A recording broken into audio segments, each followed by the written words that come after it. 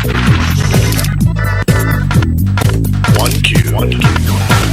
lagi di One Q, boleh bebas tapi benar, barengan sama gua James dan juga saya Heska Sonda. Dan hari ini kita akan mengupas tentang seks. Karena penting. Loh, kebiasaan orang Indonesia itu nggak pernah ngajarin seks sejak usia dini. Sedangkan seks itu kan diciptakan oleh Tuhan memang untuk dinikmati oleh suami dan istri. Nah, itu. Tapi bagi yang belum, kita harus mengetahuinya. Kenapa? Jadi kita tahu batasan-batasan. Nah, problemnya kalau misalkan kita nggak diajarin, waktu kecil temen gua lagi kecil dia pernah pergi ke Australia, ke Melbourne sama bapaknya. Dia dari kecil nggak pernah diajarin seks itu apa, cara dia lahir ke dunia gimana, tabu sekali dulu lagi zaman dulu. Akhirnya dia ke Australia ngeliat ada cewek sama cowok cuman panas banget, harot banget, cuman kayak gitu. Memang begitu kan udah cuma terus anaknya kan, Pak itu mereka lagi ngapain? Bapaknya takut nih, wah nanti jangan-jangan dilakuin lagi kalau gua kasih tahu. Dia bilang gini, gini sayang, jadi dia itu si laki-laki sedang memberikan nafas buatan kepada si wanita. Soalnya kalau nggak dikasih nafas buatan nanti ceweknya mati, gitu kan katanya. Gitu. Di jalanan, aduh papa, kalau gitu kita harus banyak makasih sama Pak Maman supir. Kenapa Mas? Soalnya Pak Maman sering nolongin mama. Ngasih nafas buatan. Nggak bener. Wah Mas, memang benar ya, kejadian-kejadian kayak gini memang terjadi. Di tahun 1998 itu aja udah ada 150.000 pekerja seks. Itu sejak krisis moneter. Mungkin itu yang memicu uang. Biasanya jadi memicu seseorang untuk terjun di dalam yang namanya bisnis seks. Atau apalagi banyak pemicu kekerasan yang terjadi di rumah, kekerasan seksual yang diterima waktu kecil, ini bisa jadi pemicu seseorang untuk bisa terjun di bisnis ini. Dan pada hari ini penyimpangan seksual.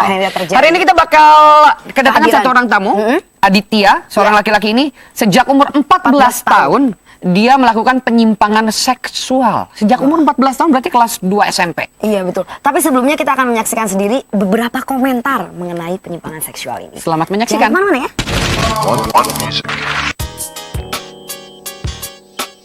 Ya terjun kayak begini ya taunya awalnya dari saya bisa pijat aja. Cuman saya jalanin aja dengan rileks, dengan santai. Selama saya tak merugikan orang, ya why not saya ulangin gitu. Saya dapat duit, udah habis perkara gitu. Konsumen saya kebanyakan itu laki-laki eksekutif, tante-tante ya, yang mana yang fantasi seksnya sangat liar sekali. 3 mahasiswi yang royal kan seks. Kalau wanita kebanyakan umur 35 sampai 50. Itu ada yang ibu rumah tangga. Terus sekalian yang kita dapatin itu ada juga yang pasutri. Dia punya suami dan dia manggil kita, ada suaminya. Cuman kita disuruh main sama istrinya untuk memuaskan istrinya. Mungkin minta diikat, mungkin kayak laki-laki minta di kayak di sodomi. Ya masa seterusnya saya harus seperti ini ya, sebenarnya ya kepengen mau bekerja tetap, penghasilan tetap gitu. Ya tapi saat ini kayaknya masih sulit ya. Ya udah saya jalanin aja lah kehidupan kayak gini. Perasaan dosa itu pasti ada aja gitu loh. Ya bagaimana nanti ke depannya pasti itu saya takut dosa itu pasti ada. Boleh bebas tapi cuma kita nggak berdua sekarang, udah kayak kita janjiin. Ini udah ada. Inilah Aditya. Selamat malam. Selamat malam. Selamat datang di One Cube. Agak tegang nih. Baik. Kita mesti ini dikit ya, kocok-kocok. Sehat? Ya. Udah sehat? Udah. Sekarang umur Adit berapa? 25. 25 tahun. Jadi kita dapat informasi bahwa Adit terjun di bisnis seks ini sejak umur 14 tahun. Berarti kurang lebih 11 tahun yang lalu. Iya. Dulu bisa cerita startnya umur 14 tahun tuh apa yang Adit lakuin? Pada saat itu pertama kali saya menjadi manajer kecil-kecilan buat teman-teman sekolah saya perempuan. Saya menjual mereka di Batam. Di Batam menjual mereka? Ke siapa? Teman sekolah atau mereka yang bapak-bapak pekerja di Batam? Enggak, bapak-bapak. Oh, ke bapak-bapak. orang yang tidak kenal. Waktu itu kamu SMP ya? SMP, umur SMP 14 kelas tahun. 2. SMP kelas 2. Nah, kamu sendiri, Dit, kamu kan jadi manajer, maksudnya menjual dalam tanda kutip si perempuan ini ke bapak-bapak. Kamu sendiri ikut terlibat nggak untuk melakukan hubungan seks? Pada saat itu saya belum kepikiran untuk mengikuti dalam Tapi hal tersebut. dasarnya kenapa mau menjual teman-teman itu, ada dasarnya kenapa tiba-tiba terjun di bisnis itu? Ya memang pada saat itu kita berkompromi untuk kabur dari rumah. Dan memang pada saat itu teman saya sudah terjun duluan di dunia malam.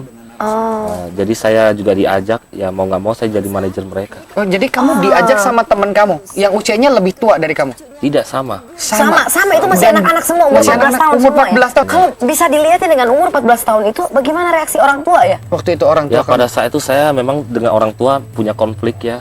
Jadi saya mengambil komitmen untuk kabur dari rumah bersama teman-teman saya. kabur dari rumah. Nah, ketika kamu kabur dari rumah, hubungan sama orang tua berantakan, apa motivasi hidup kamu? Pada saat itu motivasi hidup saya mungkin karena saya masih anak kecil, jadi pikiran saya masih pendek, bisa lah untuk bergaul dalam dunia malam itu cepat. Cepat sekali. karena Jadi masih kamu muda. benar nggak punya tujuan hidup waktu itu ya? Pada saat itu Pokoknya pengennya keluar aja dari Pengen keluar dari rumah. iya. keluar dari rumah. Pada saat itu memang kita keluar dari rumah memang udah punya rencana sebelumnya, udah kompromi dengan teman-teman. Oh, kompromi udah ngobrol Dan dulu. teman-teman itu udah lebih dulu masuk ke dunia itu dan kamu ngikut pokoknya ke sana. Iya. Pada saat itu mereka juga mengajak saya, ya udah oke, standby. Kenapa harus seks? Karena mungkin karena dunia malam itu apalagi saya Identik. masih ABG kan, dunia malam itu sepertinya asik saja buat saya.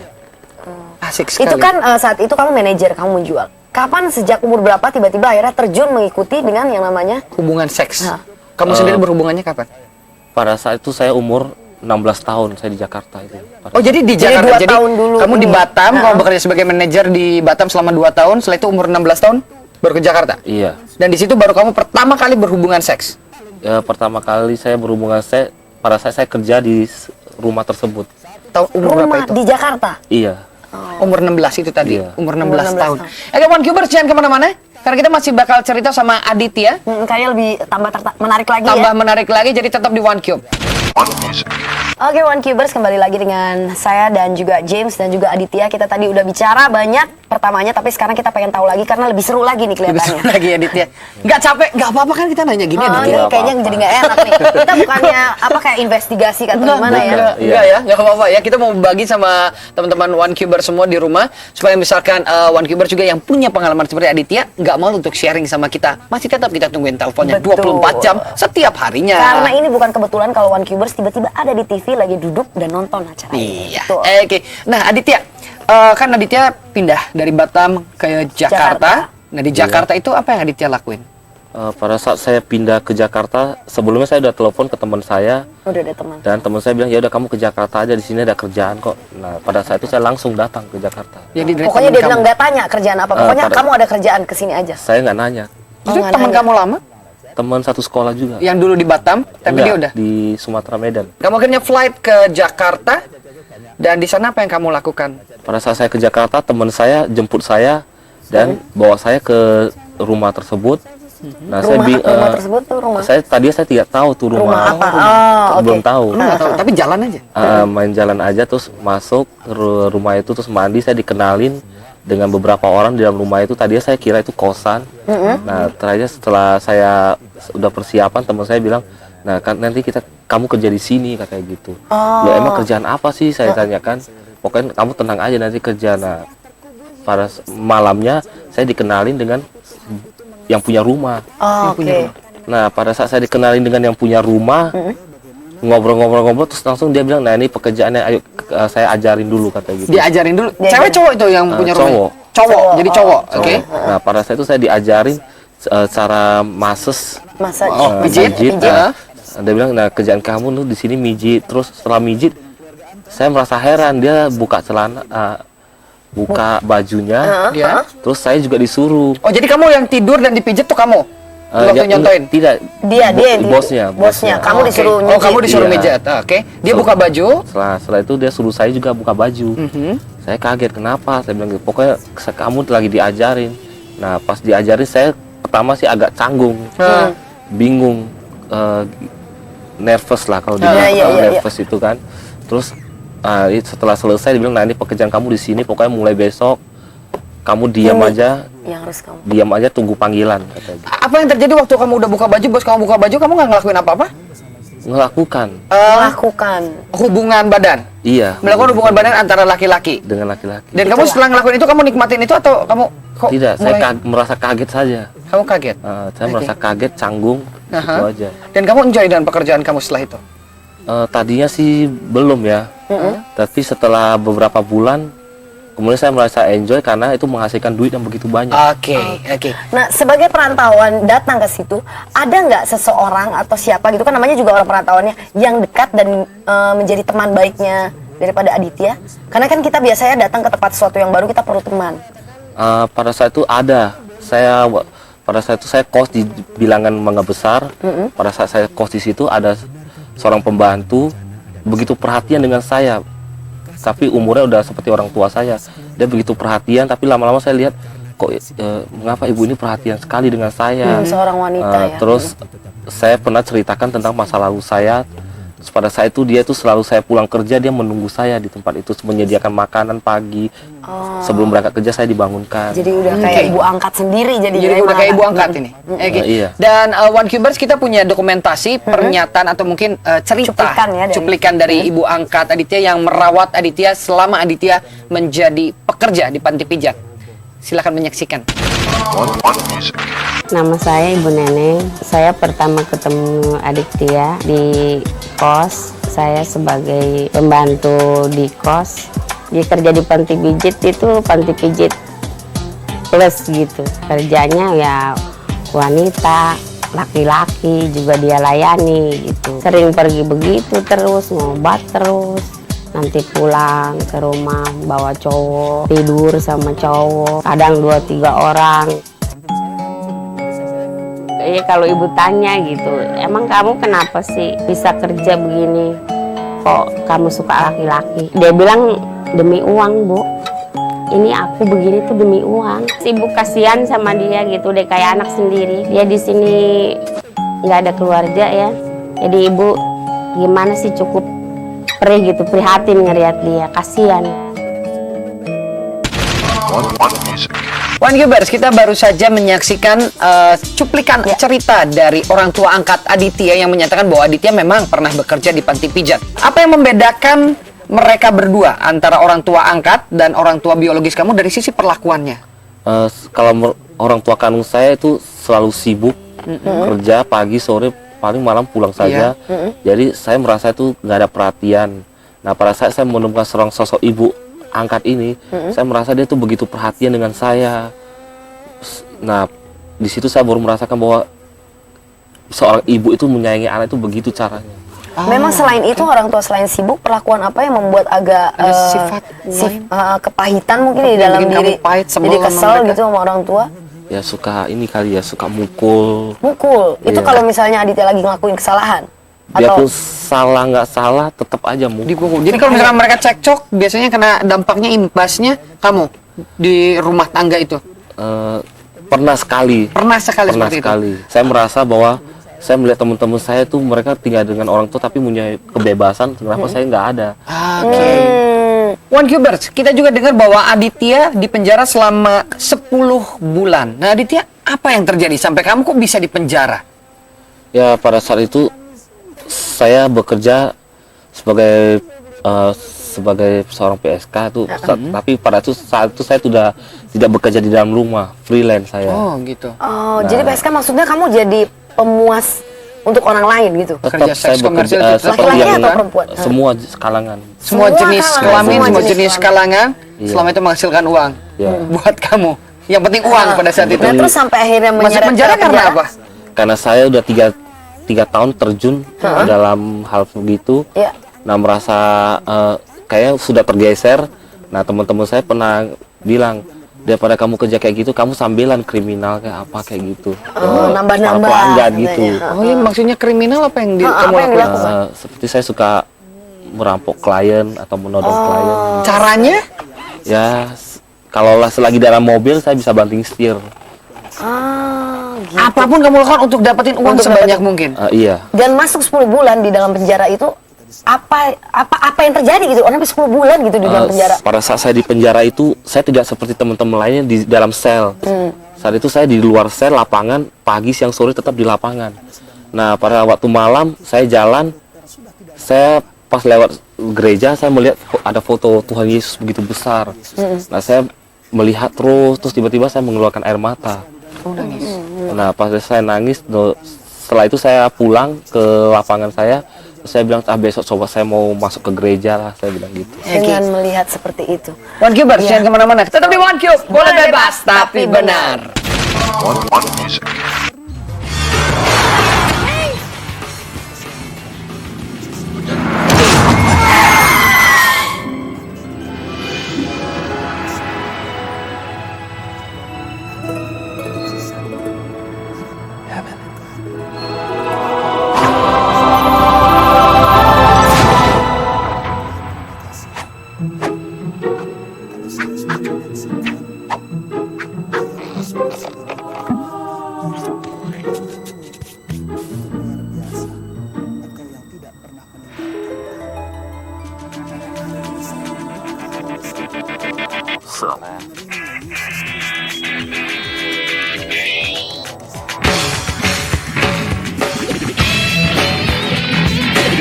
One Cube, reaching the world.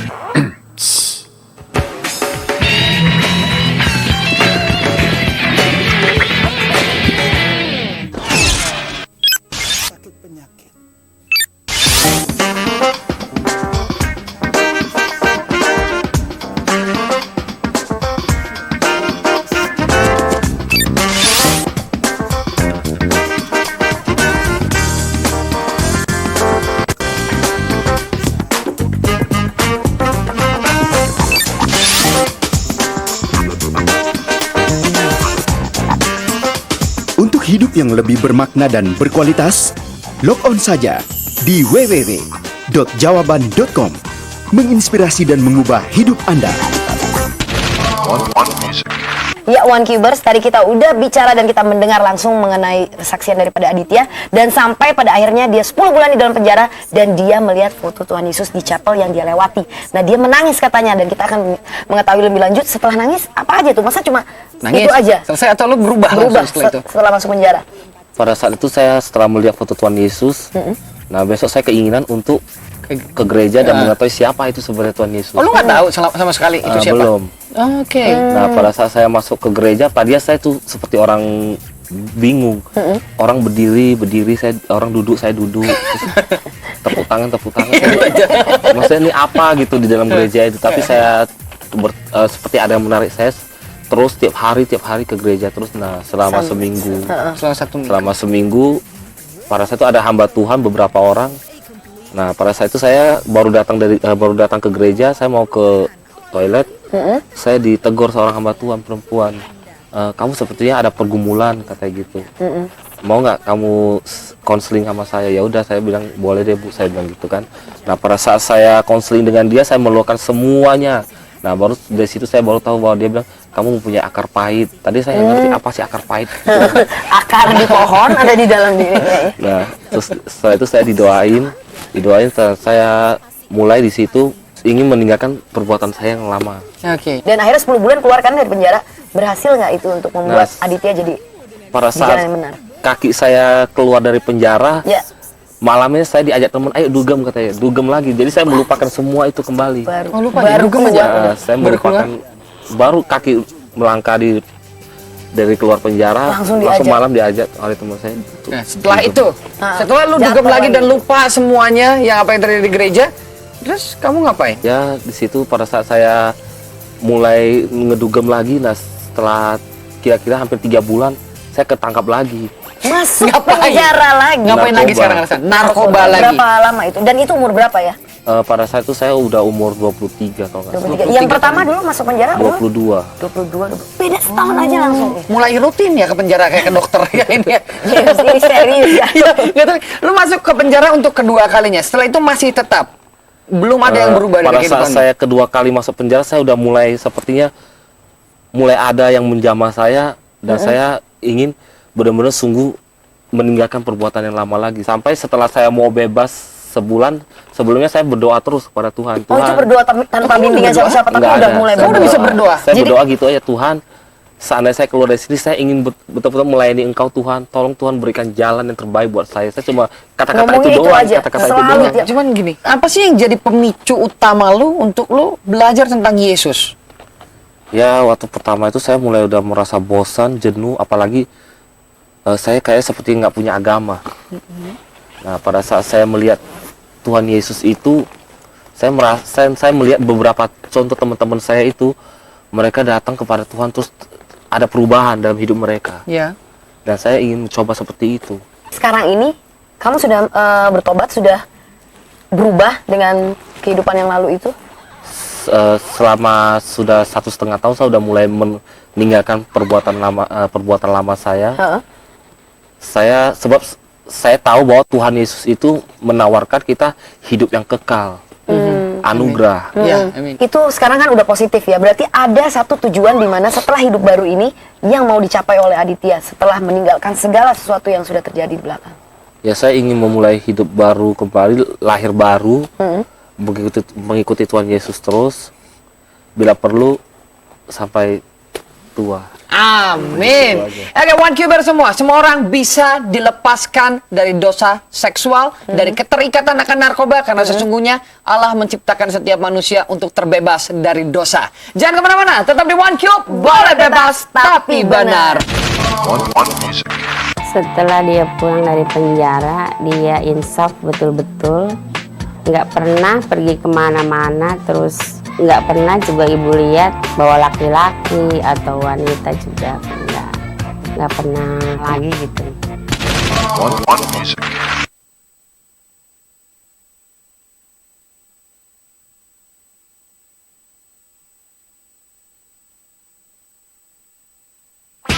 Hikmat membawa perubahan. Awali hari dengan langkah tepat bagi keberhasilan hidup Anda. Kami hadirkan langsung di HP Anda rahasia hikmat yang menjanjikan kekayaan, kebahagiaan, dan umur panjang. Tersedia dalam 3 versi. Versi bahasa Indonesia ketik CBN, spasi on, spasi hikmat. Versi bahasa Inggris type CBN, space on, space wisdom. Dan khusus untuk anak muda, ketik CBN, spasi on, spasi gaul. Kirim saja ke 7266. Sekali lagi, 7266. Warnai harimu dengan CBN Mobile. Partner Anda menuju sukses. Oke, One Cubers, tadi kita udah mendengar secara langsung kesaksian daripada Aditya dan it's an honor thing buat kita semua di sini untuk menerima kesaksiannya. Dan Ya. saya yakin dan percaya mungkin One Cubers saat ini merasa nonton ini ini bener nggak kejadian, tapi ini memang benar emang dan nyata ini loh. nyata dan kehidupan kita nggak ada yang tahu ya sampai ada yang seseorang seperti Aditya yang dulunya nggak bisa diceritain lagi kembali ya, tapi penuh dosa dan segala macam yang dia pikir udah dia nggak bisa keluar, tapi dia bisa keluar dan bisa dengan kasih karunia Tuhan bisa ada di sini. Dan di kesempatan kali ini juga Aditya mau mengungkapkan kerinduan hatinya yang terdalam untuk bertemu dengan orang tua kandungnya. Jadi Aditya masih mencari orang tua kandungnya yang adanya di Medan, di Sumatera. Jadi Mungkin untuk- Aditya mau ngasih tahu atau mau bicara langsung dengan sama mama, papa. Ya, mungkin kalau kedua orang tua saya saat ini menonton acara ini, mudah-mudahan mereka masih mengenal saya dan mau menerima saya. Saya selalu mengampuni mereka. Dan supaya mereka juga mempunyai hati seorang bapak untuk mengampuni saya juga. Oke. Dan One Cubers, buat One Cubers di rumah yang mungkin hari ini merasa sepi, kosong, sendirian, terlibat dengan dosa yang sama dengan Aditya, nggak bisa lepas dari seks, nggak bisa lepas dari narkoba. Kita bertiga di tempat ini mau ajak One Cubers di rumah untuk sama-sama berdoa. Kita harus percaya buat Tuhan akan melepaskan kita, buat Tuhan akan hadir sebagai pembela kita. Bapa, di dalam nama Tuhan Yesus Kristus, aku percaya setiap mata yang menangis pada saat ini, setiap hati yang terluka pada saat ini, Bapa akan memulihkan. Setiap mereka yang pada hari ini merasa kotor, Bapa tidak membuang mereka, tetapi Bapa menyucikan, membersihkan, dan Bapa menerima mereka kembali dengan tangan lapang dan terbuka. Aku berdoa secara pribadi dan khusus untuk Aditya. Kiranya Bapa melembutkan hati kedua orang tuanya untuk menerima anaknya kembali. Kiranya Bapa membawa Aditya untuk bertemu dengan kedua orang tuanya. Aku berdoa buat mereka yang menangis pada hari ini. Yes. Setiap tetes air mata mereka akan dihitung sebagai kegembiraan bagi mereka. Tuhan akan membalas berlipat-lipat kali ganda. Mereka akan bersukacita di dalam kemenangan atas dosa-dosa mereka. Di dalam nama Yesus kami berdoa dan mengucap syukur. Dan terjadilah. Amin. Ya, One Cubers, mungkin doa kita belum bisa mengcover segala sesuatu yang terjadi dalam kehidupan One Cubers. Jadi langsung aja ke call center kita, di sini ada emailnya, ada internet, home internetnya juga ada, bisa telepon, semuanya ada di sini. Dan mungkin kita bisa membantu One Cubers untuk kembali ke jalan Tuhan, karena apapun tidak ada yang mustahil di mata Tuhan. Dan ingat selalu, you are worth it, you are Ya. precious in the Lord's eyes. Jadi Jangan pernah menyerah, tetap bersemangat karena Tuhan mengasihimu. Sampai bertemu lagi minggu depan, tetap di One Cube. Boleh bebas tapi benar. Favorite color, black and white has never been my thing. I'll take my drink lukewarm now. Hot and cold is not the thing for me. Absolutes are heading. I buried my convictions. I cannot be blind no more, numb to what I'm living for. Help me stop this compromise that justifies these lies. I need your passion in this life, in this life. I don't want to impose. Who really needs to know what I believe? And no one likes rock and boast. Who would care to see the way I see? Absolutes are heading. I buried my convictions. I cannot be blind no more, numb to what I'm living for. Help me stop this compromise that justifies these lies. I need your passion in this life, in this life. So give me the fire,